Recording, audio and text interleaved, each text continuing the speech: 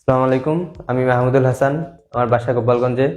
আমি October 2022-এ hair transplant করাইছি doctor কামার হেয়ার অ্যান্ড স্কিন সেন্টার থেকে।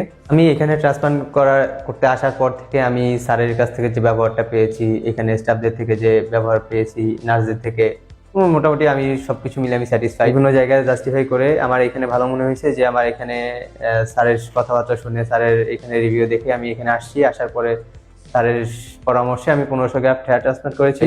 এরপর থেকে আমি এই পিআরপি নেওয়ার জন্য এখানে স্যারকে দেখানোর জন্য কম হলেও 15-16 বারের উপরে আসছি।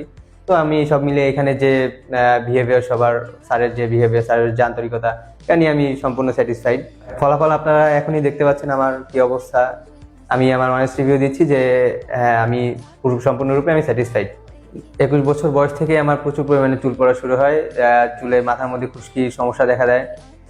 যেহেতু পানিরও একটু সমস্যা ছিল, আমার এই দুই পাশ থেকে আমার চুল টোটালি নাই হয়ে যায়। এখানে সামান্য একটা চুল ছিল, যে কারণে আমার বয়সটা আরো বেশি মনে হতো। মানুষ আমার দিকে কেমন একটা নজরে তাকাতো। আমি সব জায়গায় একটু নিজেকে হেও ফিল করতাম। আমি কোথাও গিয়ে ইন্টারভিউ দিতে গেলে বা কারোর সাথে কথা বলতে গেলে সবাই আগে আমার মাথার দিকে তাকাতো।